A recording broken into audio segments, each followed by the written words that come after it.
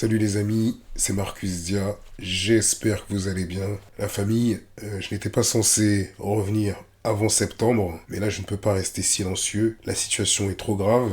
On ne parle pas d'un simple clash sur les réseaux sociaux, on ne parle pas de buzz, là on va parler de la vie, c'est-à-dire de l'intégrité physique d'un homme qui est en jeu, d'une manipulation dangereuse qui peut mener à des violences réelles. Alors qu'on soit clair, je n'ai pas le temps de mettre des filtres sur les mots, je n'ai pas le temps de jouer le jeu de la monétisation pour augmenter l'algorithme ou booster cette vidéo, de polir mon discours pour plaire à cet algorithme. Alors vu que je m'absente régulièrement, je n'ai pas forcément construit cette visibilité que d'autres entretiennent sur cette plateforme. Alors mon seul outil pour que ce message soit entendu, ce sera vous, ainsi que vos partages massifs de cette vidéo qui va certainement finir avec une limite d'âge à cause des grossièretés que certaines vidéos peuvent contenir. Et ça va forcément diminuer sa portée. Et bien entendu, vu que je suis également handicapé par le fait que j'ai différents comptes, notamment Facebook, Instagram, qui ont été sautés illégalement par mes ennemis, notamment durant l'affaire de Renoir, paix à son âme, et qu'aujourd'hui j'ai décidé de ne plus revenir ni créer de compte sur les plateformes méta, parce que je considère que c'est beaucoup trop facile de censurer quelqu'un, et de plus, ils ont facilité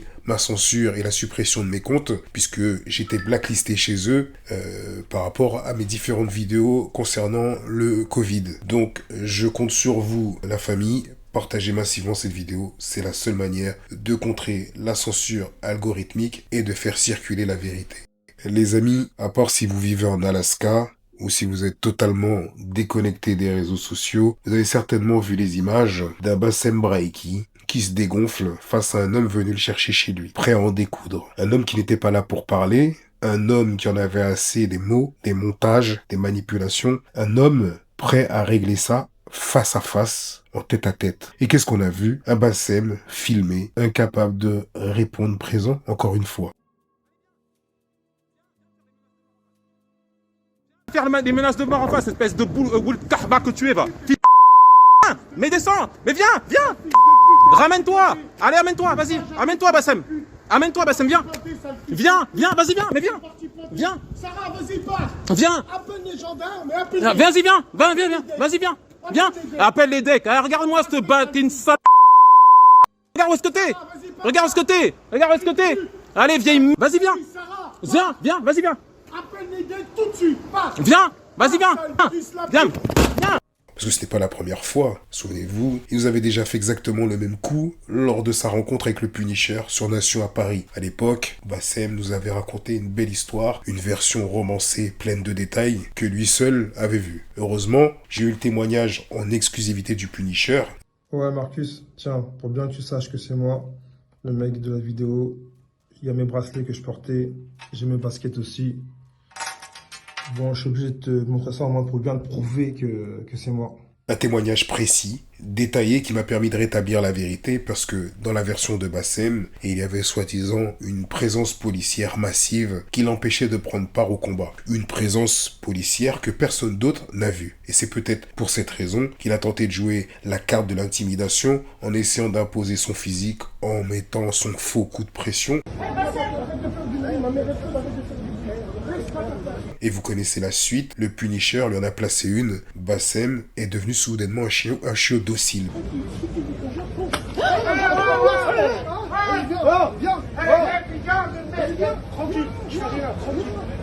Alors vous l'aurez compris, Bassem a une imagination débordante quand il s'agit de justifier sa lâcheté. D'ailleurs, grosse force au Punisher qui m'avait donné l'exclusivité de son témoignage et qui avait même fait un live sur cette chaîne pour établir les faits. Gros respect à toi frérot, force et honneur. Alors le schéma est toujours le même. Bassem joue les durs sur internet, il balance des pics, il attise, il désigne des cibles, il monte son audience contre des individus, mais dès qu'on vient toquer à sa porte, il se transforme en victime. Il invente des excuses, il a été victime d'une agression. Ensuite, il compte sur la crédulité de sa fanbase mangeur de chair, ainsi que ses alliés médiatiques. Alors vous l'aurez compris, aujourd'hui je vais venir casser la manipulation comme j'ai l'habitude de faire. Il est inutile de vous rappeler que Bassem est tout sauf un accident, propulsé par les médias, notamment BFM. Cet énergumène n'aurait jamais pu exister sans un mépris institutionnel profond envers les hommes et les femmes noires. Donc j'utilise le terme noir afin qu'on puisse s'identifier. Il n'aurait jamais pu bâtir son empire sur la négrophobie sans une complaisance collective, sans des personnalités influentes de la communauté maghrébine qui l'ont rendu sympathique, qui l'ont légitimé, qui lui ont ouvert des portes. On parle de footballeurs, de rappeurs, d'influenceurs. Salam alaikum Bassem, 69200. Moi frérot, j'ai vu que t'as mis sur ton snap, j'ai vu que tu m'as mis là avec le truc de Club Pro. Voilà, ça t'as envie de taper un peu le soir, des délires et tout. Marhaba frère, on a une équipe là, on a une équipe, on joue, si tu veux venir jouer avec nous, marhaba. Yallah le frangin, salam alaikum. C'est ma famille, on se prend des choses, c'est pas. Oh putain, comment mon téléphone, écoute, je rentre pas. Arrête, je te dis. Attends. Donc voilà, le fois il est arrivé une galère, c'est pas bien. C'est pas bien parce que voilà, ça se fait hop. Après, grosse force, hein, c'est un mec du 6-9, nous on s'entraide dans le 6-9. Mais voilà, c'est un bon pélo. Après, je rentre pas dans ces vidéos, dans le détail, dans tout ça. Moi je l'ai déjà vu, mais c'est un bon pélo. Grosse force, Bassem. Grosse force à tous les mecs de Lyon, c'est bien, couillard. Ouais, bah ouais. Et même d'imams, oui vous avez bien entendu, on a vu des prêcheurs, des figures religieuses faire des lives avec Bassem pour se justifier, pour répondre à ces attaques qui les visaient. Des hommes censés prêcher la justice, la fraternité, l'égalité devant Dieu. Ces mêmes hommes ont offert une tribune à un individu dont le fonds de commerce, depuis une décennie, est de cracher sur une communauté en usant de différents stratagèmes, histoire de faire croire qu'il n'attaque pas tous les noirs. Et tous ensemble, je suis pas avec vous, moi. Moi, je suis avec les vrais Renois. Je suis avec les vrais musulmans, moi. Avec les Sénégalais, les Maliens, avec les frères, machallah, qui sont d'Andine, les frères Khel, nos frères avec qui on a grandi. Mais les autres fils de pute, les Angolais, les Congolais, les trucs de mes couilles, ils niquent leur mère. Sauf qu'au fil des années, ceux qu'il prétendait ne pas attaquer au nom de la religion sont devenus ses cibles. Et dans mes anciennes vidéos, je vous avais prévenu qu'il utilisait la stratégie du colon. Ça va les subsahariens? Bien. Vous êtes au courant qu'on n'a rien à voir avec vous? Parce que Dieu a tellement bien fait les choses qu'il nous a séparés par une barrière naturelle qui s'appelle le Sahara. Donc on n'a rien à voir en commun. Comment ça se fait que les noirs musulmans sur TikTok, c'est les seuls à pleurer le métissage? Comment ça se fait que les noirs musulmans sur TikTok, ils cachent leur racisme derrière le fait qu'on a la même religion? Moi je peux pas parler, hein, parce que moi je suis musulman, hein, mais, on sait que vous avez la mort contre nous, vous avez pas de commerce, rien. Vous poncez le sol, la tête de ma grand-mère, on sait. Il y a que cette communauté de noirs musulmans sur TikTok, c'est les plus dangereux. Alors Bassem séduit une partie de la communauté maghrébine, ainsi que quelques identitaires qui aiment cette soupe négrophobe, une audience qui a soif de ce discours, qui se nourrit de cette violence symbolique, qui a besoin de se sentir supérieur en désignant un bouc émissaire. Et Bassem leur sert exactement ce qu'ils veulent consommer. Mais attention, je ne parle pas ici de toute la communauté maghrébine, je serais quelqu'un de terriblement injuste si je jouais la carte des généralités. Ici, je parle d'une frange spécifique, une frange qui a trouvé un Bassem, un porte-voix, pour exprimer un racisme qu'elle ne peut plus assumer ouvertement ailleurs. Une frange qui, sous couvert de dire la vérité ou de la liberté d'expression, légitime une haine systémique. Et c'est cette complaisance, cette tolérance qui a permis à Bassem de prospérer sans jamais être vraiment inquiété. Le traitement du dénommé Gahara, pour ceux qui n'ont pas suivi, Gahara, c'est cet homme qui s'est présenté devant chez Bassem pour en découdre. Le traitement de cette action est extrêmement révélateur et dénote l'hypocrisie de certains membres de la communauté maghrébine, et plus particulièrement leur empressement à faire des articles, à publier des posts pour désigner le dénommé Gahara comme l'ennemi numéro 1 des Algériens, des Maghrébins. Étrangement, ce sont des noms que j'avais déjà cités dans mes vidéos, dans des posts sur Twitter, des acteurs que j'avais identifiés comme des alliés, faisant partie du système de protection de Bassem. Prenons par exemple l'influenceur ou le twitcher Balti. J'avais expliqué dans une vidéo que l'influence de Bassem semblait le toucher, que son comportement laissait penser qu'il avait peut-être envie de reproduire le même business model, attiser les tensions communautaires pour gagner en visibilité et en revenus. Au final, Balti est soudainement devenu un homme pieux. Son business plan semble désormais tourner autour de la religion, mais les mécanismes restent les mêmes: polariser, diviser, monétiser. Ensuite, il y a l'association Tajma, association communautaire dont la synchronisation pour venir à la rescousse de Bassem est tout sauf un hasard. Dans un ancien poste, j'en parlais déjà, ils sont toujours dans les parages quand Bassem est dans la difficulté. Toujours là pour sortir un gros dossier qui retourne la situation. Et cette fois-ci, ils nous ont carrément pondu un article où ils dépeignent Gahara comme l'ennemi numéro 1 des Maghrébins. Un article qui utilise un extrait vidéo manipulé, sorti de son contexte, que Bassem utilise également sur ses réseaux pour faire dire à Gahara ce qu'il n'a jamais dit. Et bien évidemment, Dans cet article, ils parlent de suprémacistes noirs organisés, ils construisent un récit de complot, de menaces collectives, ils vont même jusqu'à citer mon nom dans l'article, et ça ne me choque pas, je sais qu'ils me voient comme leur ennemi, parce que je fais partie de ceux qui passent systématiquement pour détruire leur manipulation. Je fais partie de ceux qui affichent et dénoncent Bassem depuis des années, et ces médias, ces associations hypocrites le savent et me détestent. Alors pourquoi je les qualifie d'hypocrites? Parce que quand ils parlent d'autres sujets que celui des hommes noirs, pour moi ça s'apparente à de la diversion. Leur cœur de métier, leur véritable obsession, c'est de nourrir les tensions entre noirs et maghrébins. Parce qu'ils ne proposent pas de solution. Ils ne font qu'entretenir les tensions. Le business de Bassem fonctionne presque exclusivement sur les attaques qui visent des hommes noirs. Le reste, observez-le, c'est du superficiel. Ces auditeurs attendent dans la journée, dans la semaine, des attaques visant exclusivement les noirs. Et encore une fois, j'utilise le terme noir, mais c'est un terme que j'utiliserai bientôt, que j'arrêterai d'utiliser. Parce que c'est une drôle de qualification en soi. La communauté afro est bien plus puissante qu'elle ne se résume pas juste à un terme qu'on pourrait définir comme noir. Alors je le répète, quand tu fais ça depuis 10 ans, non-stop, quand tu t'acharnes sur une même communauté, semaine après semaine, mois après mois, année après année, ce n'est pas de l'analyse sociale, c'est un business plan. Tu le fais parce que ça t'enrichit, parce que tu y gagnes un intérêt financier, et ça montre à quel point ceux qui consomment cette soupe nauséabonde depuis des années souffrent d'un cœur malade. Imaginez le niveau de haine, de ressentiment qu'il faut porter en soi pour ne jamais se lasser de ce genre de discours année après année, semaine après semaine, pour revenir encore et encore sur les mêmes thèmes, les mêmes cibles, les mêmes insultes. Donc, je vous parlais de ce niveau d'hypocrisie, du timing dans les interventions. Ces personnes qui prennent la parole en te jurant qu'elles n'interviennent pas pour défendre Bassem, interviennent juste après que Bassem soit passé pour un lâche devant Gahara et la planète réseau. Il débarque avec ses vidéos manipulées de Gahara, comme par magie, au moment exact où Bassem a besoin qu'on détourne l'attention. Alors, je défends pas Bassem, hein, mais juste les gens qui sont en train de soutenir celui qui est parti retrouver Bassem, écoutez.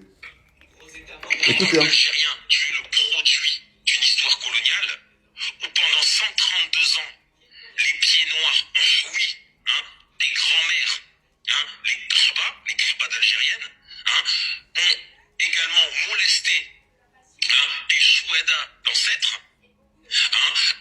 dont ils conservent encore les crânes jusqu'à aujourd'hui, au musée de l'homme, au Trocadéro.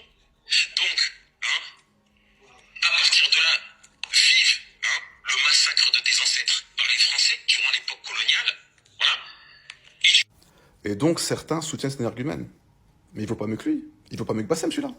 Donc, arrêtez de soutenir, d'accord? On a ce sentiment très net qu'ils ont mal pour Bassem, qu'ils veulent éteindre le mauvais buzz, qu'ils veulent retourner la situation pour en faire une victime. Et le plus choquant, c'est que ça fait 10 ans que Bassem dérape, 10 ans qu'il est identifié comme négrophobe par des centaines de personnes, par des collectifs. À partir du moment où il a commencé à s'attaquer à nous-mêmes, où il a lancé des raids sur nos sœurs voilées, en fait, il a commencé à politiser son discours. Quand tu dis à partir du moment où il s'attaque à nous et à nos sœurs, t'as l'impression que quand il s'attaque, c'est qui le nous? C'est les Arabes. Voilà, et donc ça donne l'impression que quand il était négrophobe... Non, mais nous c'est justement les indigènes. Non, mais quand je... C'est pas vraiment ce que je voulais dire, c'est que sa négrophobie, elle passait pas à l'action. Par des observateurs, 10 ans de contenu violent, dégradant, déshumanisant. Et pendant ces 10 ans, on n'a vu aucune de ces personnalités ouvrir la bouche pour le dénoncer. Aucun article de Tajma, aucune vidéo de Balti, aucun live d'imam pour condamner sévèrement ses propos. Le silence est total. Mais dès qu'il s'agit de défendre Bassem, de protéger son image, de retourner la situation contre un homme noir, là, miraculeusement, tout le monde se réveille. C'est ce que j'appelle une hypocrisie structurelle. Au-delà des discours de haine, comme je vous l'expliquais plus haut, on a affaire à un business model parfaitement rodé. Quand tu tapes sur la même communauté depuis près d'une décennie, ce n'est pas de la passion, ce n'est pas de la conviction, c'est un business plan. 10 ans à parler des hommes noirs chaque semaine, 10 ans à produire du contenu qui cible, qui insulte, qui déshumanise, qui dénigre, sans que ton audience se lasse. Je vous le répète, elle ne se lasse pas, elle aime ça, elle aime cette soupe. Au contraire, elle en redemande. Et comment est-ce que c'est possible? Tout simplement parce que son public a faim de cette soupe, parce qu'il y a une demande réelle pour ce type de contenu. Ces gens ont besoin de désigner un bouc émissaire, de se sentir supérieurs, de valider leurs préjugés racistes, de nourrir un complexe de supériorité en écrasant symboliquement une autre communauté. Bassem leur voit exactement ce qu'ils veulent et ça rapporte énormément. J'étudie leur mode de fonctionnement depuis des années et voici ce que j'ai observé. Ils ont besoin des tensions entre Noirs et Maghrébins pour que le business fonctionne. Quand il n'y a pas de vidéos polémiques récentes, quand l'actualité ne leur donne pas de grain à moudre, ils vont chercher des vidéos anciennes pour les remettre au goût du jour. C'est exactement ce qu'ils ont fait avec Gaara. Ils ont ressorti une vieille vidéo et dans leur malhonnêteté, ils l'ont coupée. Ils ont retiré le contexte, ils ont monté l'extrait de façon à ce qu'ils disent autre chose que ce que Gaara a réellement exprimé. Ils nous ont partagé un extrait tronqué pour donner l'impression que Gaara insulte les Algériens, qu'il attaque leurs ancêtres, qu'il les méprise. Et c'est très très grave. Parce que la personne instable, mal informée, qui tombe sur cette vidéo manipulée peut se dire « cet homme est mon ennemi, il a insulté mes ancêtres, il faut que je les venge, que je les défende, que je réagisse ». Et cette personne peut vouloir porter atteinte à l'intégrité physique de Gaara, et c'est exactement pour cette raison que Gaara s'est présenté chez Bassem, parce qu'il affirme que c'est Bassem qui a été le premier à partager cette vidéo coupée, manipulée, pour donner un autre sens à ses paroles. Avez-vous conscience que Bassem a armé une audience contre un individu? Il a créé une cible. Il met la vie d'un homme en danger et persiste dans la manipulation. Dans son discours, il continue de faire passer Gaara pour un ennemi des Algériens. Un homme qui a insulté leurs ancêtres. C'est de la mise en danger délibérée. Et ce n'est pas la première fois qu'il fait ça. Donc, est-ce que vous comprenez ce que je veux dire? C'est tout un groupe, tout un mouvement qui fait que, donc, embrouille ou pas embrouille avec moi, ces vidéos, elles existent parce qu'ils l'ont fait et ils le faisaient déjà depuis des mois. Sauf que ça n'a pas tourné. Ça n'a pas tourné parce que c'est parti aux oubliettes. Pourquoi tu crois qu'il allait plainter avant le 7 juin? Parce qu'il savait que je l'avais entre les mains, cette vidéo. Et moi, toute vidéo qui incrimine mes frères marocains, algériens, tunisiens, par Allah, je la partage jusqu'à la planète Mars. Alors, on va rétablir les faits. Parce que la vérité, elle est accessible. Il suffit de regarder l'intégralité de la vidéo de Gaara, pas l'extrait tronqué. Cette vidéo, à l'origine, était un message adressé à Hamza Sedki, une ancienne vidéo qui date de 5 ans. Alors pour ceux qui ne se souviennent pas, Hamza Sedki avait osé dire que l'agression négrophobe qui a eu lieu à Cergy en 2021 était un fait banal, un fait qui ne méritait pas qu'on s'y attarde. Gaara, dans sa vidéo, dans son live, lui rappelle les propos négrophobes qui ont été tenus lors de cette agression. Et il lui dit en substance, si on inverse les rôles, si ce sont les tiens qui ont été insultés de la sorte, si on traitait tes ancêtres de cette manière, est-ce que tu diras encore que c'est banal? Alors je vous partage l'extrait en entier, afin de voir le travail de manipulation de Bassem, de ses clones et de certains médias. C'est une histoire banale. Voilà chicos, voilà chicas. Bon, je vais répondre à ce calrouli de Hamza Sedki. Voilà, qui... alors je sais pas de quand date ta vidéo réponse là, Hamza Sedki. Parce que c'est vrai que cette histoire là avec ton ignoble cousin là, Monsieur Jidel Mourad, hein, dont j'ai assisté au procès, date de 2021 je crois. Alors je sais pas quand c'est que tu as réagi exactement, mais moi je me dois de te répondre parce que j'estime que tu as vraiment balancé des balivernes. Tu es malhonnête dans ta réponse et en fait tu incarnes à travers ta réponse, hein, empli de déni, de malhonnêteté, de mauvaise foi, de victimisation, parce que tu te mets à te victimiser à la place de ceux qui subissent vraiment le préjudice. En fait, tu incarnes ce constat que qu'on est de plus en plus à faire dans la communauté noire, c'est que les réseaux sociaux vous ont vraiment donné des ailes. Vous ont vraiment fait pousser des ailes, mais plus que de raison. Alors Hamza Sedki, moi je te connais à la base. Enfin, je te connais pas personnellement. J'ai pas envie de te connaître d'ailleurs, hein, parce que t'es ni mon frère ni mon beau-frère. Tu vois. Je te connais à travers YouTube. Voilà, il y avait des vidéos de toi que j'appréciais bien, où tu dénonçais les fourberies et la chétanerie, hein, de celui que vous avez fini par ériger au rang de prophète. Hein, son nom commence par B. Il habite dans le 6-9. Voilà, j'ai pas envie de lui donner de buzz, donc je te laisse deviner, je te laisse cogiter et deviner. Là, je vois que tu réponds, tu fais une vidéo collage par rapport à l'histoire de Cergy. Une histoire effroyable. Voilà. Qui a laissé place à la négrophobie, à un étalage d'insultes négrophobes de la part de ton cousin là-bas. Ok? Ce à quoi ont réagi immédiatement les frères de Cergy et même des frères d'autres régions parisiennes, même les frères de la LDNA, et ils ont bien fait. Toi, t'es là, tu viens, confortablement assis dans ta voiture, là, ta Renault 5, je sais pas qu'est-ce que t'as comme voiture, et tu viens nous expliquer que c'est qu'un banal fait divers qui n'aurait jamais dû être autant récupéré par les médias. Mais t'es sacrément gonflé, toi, Hamza Sedki, t'es sacrément gonflé. Moi, je te le dis direct. Une histoire banale. Ah bon, donc, c'est-à-dire que moi, demain, je m'embrouille avec un de tes cousins algériens, je vais pouvoir me permettre de lui dire que,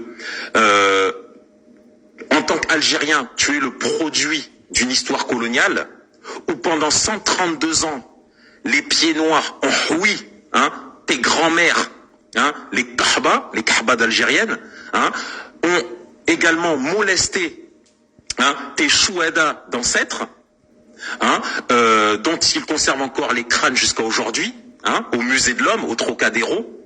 Donc, hein, à partir de là, vive, hein, le massacre de tes ancêtres par les Français durant l'époque coloniale, voilà. Et tu vas donc considérer, hein, si on suit ta logique, si tu suis ta propre logique, que c'est une histoire banale. Il n'y aura pas besoin d'en faire des caisses. Donc, à pas avoir culbuté ton cousin algérien avec lequel je me suis embrouillé, je vais pouvoir dire ça, ce sera banal pour toi. On est d'accord, ce sera banal. Et oui, parce qu'il faut pas que ça soit dans un sens, Hamza Sedki, dans les deux sens. C'est-à-dire que si demain il y a un Renoir, hein, il gonfle, il cabosse la tête d'un de tes cousins, et que derrière il fait l'apologie de la colonisation algérienne par la France, faudra pas que tu pleures, Hamza Sedki, hein. Ne fais surtout pas de vidéo où tu vas t'indigner. Hein, ça devrait être considéré comme un fait divers banal. Et oui, il faut que tu sois cohérent avec ta propre logique. Mais je sais que tu le seras pas. Parce que t'es un grand hypocrite. Maintenant, je vous partage l'extrait du négrophobe pour que vous compreniez la comparaison de Gahara. Espèce de négresse, espèce de sale noir, personne te touche même avec un bâton. On notera que le négrophobe utilise des répliques ressemblant à celles de Bassem. Et c'est là où il y a plein de blagues qui vont venir vers moi. Ouais, mais t'as qu'à faire pareil avec mes sœurs. Mais tes sœurs, elles sont radioactives. On les touche pas avec un bâton. La tête de ma grand-mère. Espèce de fétichiste des noirs. À chaque fois, tu colles les femmes noires, toi. Espèce de fils de pute, tu kiffes les noirs, toi. Toi, tu kiffes les noirs, Espèce de négresse, espèce de sale noir, personne te touche même avec un bâton. Espèce de salope, va. Wallah, même avec un doigt de pied, je te touche pas. Grosse chienne, va. Tu pues la pisse, tu pues la merde. Pendant 800 ans, on vous a vendu comme du bétail. Bande de putes, de merde. Niquez vos mères. Est-ce que vous l'entendez? Est-ce que vous l'entendez? Comme du bétail, comme du maïs, bande de bâtards. Nique ta mère. Film. Propriétaire, t'as rigole. Finalement, on a affaire à une mise en miroir pour faire comprendre l'absurdité et la violence du double standard. Mais les manipulateurs comme Bassem, Balti ou bien l'association Tajma ont détourné ces paroles. Ils les ont sorties de leur contexte, ils leur ont donné un autre sens, ils ont construit un récit mensonger. Et c'est très grave, parce qu'en faisant ça, ils ont transformé une critique légitime en une insulte collective. Même si les mots de Gahara sont très durs, ils cherchent à interpeller Hamza Sedki qui considère que c'est un acte banal. En manipulant le discours de Gahara, en faisant du hors-contexte, ils ont mis une cible sur lui. Je le répète, ils ont mis une cible sur lui. Ils jouent à un jeu vicieux, un jeu où la vérité n'a pas d'importance, un jeu où seul compte le narratif qu'ils veulent imposer à leur communauté, quitte à mettre la vie d'un homme en danger. Vous imaginez les détraqués qui vont croire qu'il a réellement insulté des Algériens, qu'il a insulté leurs ancêtres. On a également ce sentiment que le scénario a été orchestré, que les différents camps ont élaboré un plan. Bassem, dans ses déclarations après l'incident, devant chez lui, nous annonce qu'il a affaire à des suprémacistes noirs organisés. Tu sais pourquoi? Parce que pour ces suprématistes en plastique, je suis leur kryptonite pour eux. Les gars, par Allah, il fait partie d'une organisation de racialistes. Avec une équipe du 9-1, j'ai toutes les photos, je vais tout analyser à la radio. Constitué d'hommes originaires de l'Essonne, nous savons que Bassem est omnibulé par les hommes du 91. Il y a des rappeurs renois qui habitent dans le 9-1 qui insultent tout le Maroc. Personne ne fait rien. Nous allions sur des lampadaires, ils seront en train de prendre la tête de ma mère. Renois du 78, c'est pas les mêmes que dans le 9-1. Dans le 9-1, ils te niquent ta mère. Dans le 9-1, faut être sans état d'âme avec ces gens. Et devinez quoi? Comme par hasard, en moins de 48 heures, le média Tajma rédige un article parlant exactement de la même chose, des suprémacistes noirs organisés. Mais ils vous diront tous, main sur le cœur, qu'ils n'ont aucun lien avec Bassem, qui travaillent de manière indépendante, que leur article est le fruit d'une enquête journalistique. MDR. En moins de 48 heures, Il fallait alors alerter la communauté. Il fallait construire le récit que l'homme qui est venu en découdre avec Bassem devant chez lui est un ennemi des Maghrébins. On va utiliser ces paroles sorties de leur contexte pour rédiger un scénario complotiste, quitte à mettre sa vie en danger. Alors je défends pas Bassem, hein, mais juste les gens qui sont en train de soutenir celui qui est parti retrouver Bassem, écoutez. Écoutez, hein. Algérien, tu es le produit d'une histoire coloniale où pendant 132 ans, les pieds noirs, oui, hein, des grands-mères, hein, les kahba d'Algériennes, hein, ont également molesté des chouedas. Pourquoi? Pour redorer l'image de Bassem, pour transformer le lâche en victime, pour entretenir le conflit entre Noirs et Maghrébins, pour entretenir le conflit Noir contre Maghrébins, pour que le récit reste. Ce sont les Noirs les méchants. Ils veulent notre peau. Ils s'organisent contre nous. C'est clairement de la propagande. Et c'est tout de même impressionnant de voir une telle énergie, une telle réactivité, une telle synchronisation pour diaboliser un homme qui est venu faire un tête-à-tête avec Bassem. Quand en 10 ans, il y avait largement de quoi faire avec certains dérapages de Bassem. Mais là, silence radio, aucune enquête, aucun article, aucune dénonciation. Et c'est vrai que depuis ces 10 dernières années, on n'assiste aucunement à une propagande médiatique anti-musulmane qui dissimule un racisme anti-maghrébin en France. C'est vrai que les Maghrébins ne sont pas stigmatisés et discriminés dans ce pays. Et donc, pour dire les choses tout à fait clairement, un certain nombre de gens qui votent en pensant qu'il y a trop d'immigration dans ce pays, en fait, ce sont des gens qui pensent qu'il y a trop d'Arabes dans ce pays. Mais l'écrasante majorité des Maghrébins et des Français d'origine maghrébine, ce sont des gens qui sont nés en France et même de parents français, à l'heure où on parle. Mais non, la priorité, c'est de continuer à alimenter les tensions entre Noirs et Maghrébins. Pourquoi? Parce qu'il y a de l'argent à faire, il y a de la visibilité à gagner, il y a de l'audience à capter, pour faire des placements de produits. C'est plus facile de taper sur les Noirs que de combattre les vrais ennemis. Plus facile de cibler cette communauté pendant 10 ans sans jamais être vraiment inquiété. Parce qu'ils n'auraient pas pu le faire aussi facilement avec d'autres communautés. Et en même temps, ça fait le bonheur des élites. Un peuple divisé est plus facilement contrôlable. Imaginez, 10 ans, vous répétez les mêmes discours racistes. Ça tourne en boucle sur les réseaux. À force de répétition, la haine se banalise. Elle devient un avis comme un autre. Et quand une idéologie raciste devient normale dans les discussions, elle finit par servir de carburant aux partis extrémistes.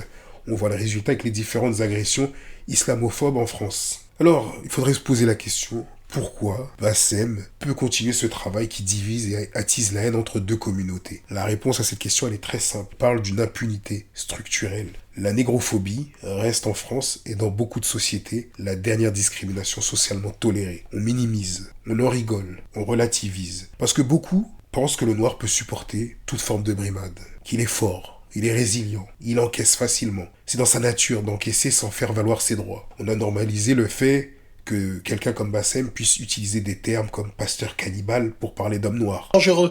Je préfère un pasteur cannibale de Kémite, au moins je sais qu'il m'aime pas, que ces fameux noirs musulmans de la capitale. Que des femmes noires soient qualifiées de radioactives. Et c'est là où il y a plein de blagues qui vont venir vers moi. Ouais, mais t'as qu'à faire pareil avec mes sœurs. Mais tes sœurs, elles sont radioactives. On les touche pas avec un bâton. La tête de ma grand-mère. Toutes les femmes renois dans les lives qui sont là, qui font les girl power et qui sont là et qui disent Bassem, le prophète des racistes. Mais allez vous marier, vous déjà, allez trouver des maris. Qu'est-ce que vous faites dans des lives? En fait, c'est vrai, on vous comprend. Vous êtes souvent dans des lives parce que personne ne vous invite à boire des verres. Personne ne vous invite à manger, c'est pour ça que vous êtes là. On vous pardonne, comme Hakim il a dit, il faut avoir le pardon. Donc on vous pardonne d'être moche, et on vous pardonne de ne pas avoir de rendez-vous, et on vous pardonne que vous soyez là. Que des stéréotypes déshumanisants circulent librement. Pourquoi tu le livre de la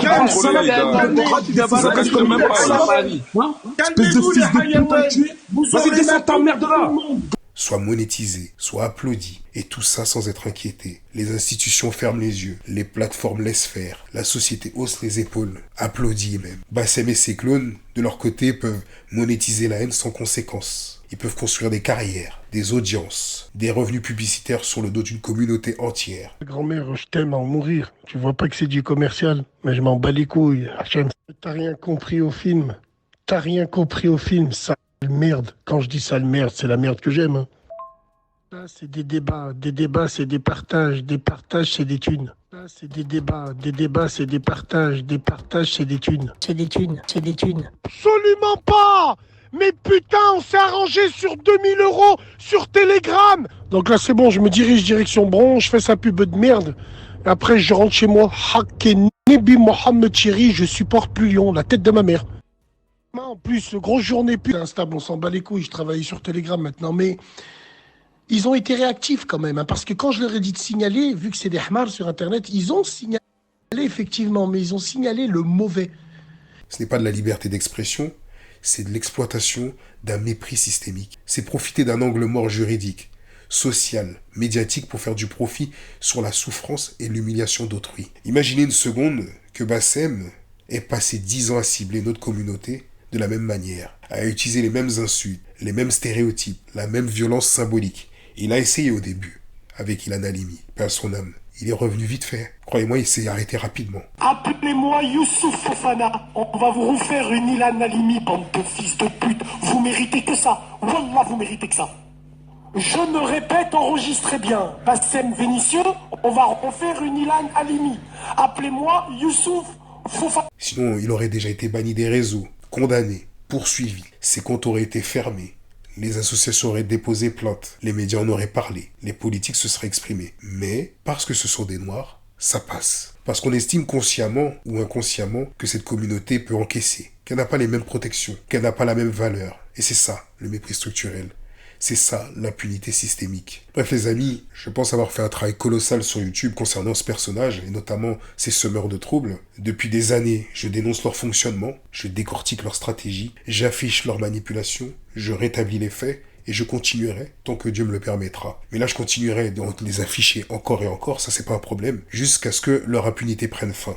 Mais pour moi, la plus grande des victoires ne sera pas individuelle, elle sera collective. La plus grande victoire, ce serait qu'on s'unisse, peu importe les origines, peu importe les religions, qu'on arrête de se laisser diviser par des marchands de haine qui ne cherchent qu'à monétiser, qui profitent de notre laxisme, qu'on comprenne qu'on a les mêmes ennemis, ceux qui nous méprisent, ceux qui profitent de nos divisions. Vous savez, c'est bien beau de dénoncer, mais ça ne suffit pas. Il faut passer à l'action. Ancien ou nouveau dérapage négrophobes devra être suivi d'un dépôt de plainte. Chaque insulte, chaque vidéo, chaque manipulation doit être documentée, signalée, poursuivie. À mon échelle, j'ai créé une association, une structure pour organiser la riposte, pour accompagner les victimes, pour porter plainte collectivement. Mais je dois être honnête avec vous, cette association a été affaiblie. Vu comment Booba s'est acharné à la salir, à divulguer des informations sur les personnes qui m'ont aidé à la créer, ça a eu un impact. Il faut savoir qu'il y avait des personnes compétentes, toutes les origines, qui m'ont aidé à monter cette structure, des juristes, des militants, des professionnels engagés. Et quand Booba a commencé à divulguer des informations sur certains d'entre eux, des menaces téléphoniques ont suivi, des personnes qui se présentaient comme des rapis ont appelé ses membres, ça a créé de la peur, de la méfiance, ça a affaibli l'association de l'intérieur. Mais on ne va pas abandonner, on va restructurer, on va revenir plus fort, avec une nouvelle équipe. Et on remerciera Booba au passage, le soi-disant noir et fier, le soi-disant victime de racisme durant son enfance. Cet homme qui a œuvré pour détruire une association qui luttait contre la négrophobie. D'ailleurs, je vous ferai bientôt une vidéo pour vous expliquer les vraies raisons de ces attaques envers ma personne et mon association. Et vous allez comprendre pour qui et pour quelles raisons il a décidé de me nuire. Croyez-moi, vous allez comprendre à quel point ce personnage est faux, à quel point il joue un rôle. On n'oublie pas non plus son alliance avec Bassem quand il le partageait dans ses stories pour m'attaquer. Les vidéos sont en ligne pour ceux qui auraient zappé cette partie. Mais au-delà de mon cas personnel, voici ce qu'il faut comprendre. Unissons-nous, investissons tous ensemble, créons des organisations solides, des structures juridiques qui attaquent, qui suivent à la trace les semeurs de troubles, les marchands de la haine. Qui ne lâchent rien, qui documentent, qui poursuivent. Il faut que Bassem et les autres réfléchissent 10 fois avant de parler. Il faut que ça leur coûte en argent, en réputation. Et ce combat doit se mener uniquement devant la justice. Pas dans la rue, pas dans la violence, mais devant les tribunaux. Fini l'enfumage, fini les pseudo-politiques, les avocats influents qui prétendent saisir la justice sur les réseaux sociaux pour les dérapages de Bassem, mais qui au final ne font rien. C'est juste de la pure com, pour épater la galerie, pour se donner une image, mais derrière rien ne bouge. Nous on veut des résultats concrets, des plaintes déposées, des procédures ouvertes, des condamnations obtenues. La dissuasion, c'est la seule langue qu'ils comprennent. Faut les toucher au portefeuille. Faut que chaque vidéo négrophobe leur coûte 5 000, 10 000, 20 000 euros en dommages et intérêts. Que leurs revenus liés au placement de produits s'effondrent. C'est comme ça qu'on gagne. Pas en criant plus fort qu'eux, mais en les frappant là où ça fait mal. Leur business model. Les amis, cette vidéo arrive à sa fin. Je vous dis à très bientôt. N'oubliez pas, l'union fait la force. Une justice, même lente, finit toujours par arriver. Tout le monde paiera la cuenta. Prenez soin de vos parents. Force et honneur. J'en ai rien à foutre, moi, toi. Beurre un nègre. Dis-lui nique sa mère à ce gros de merde.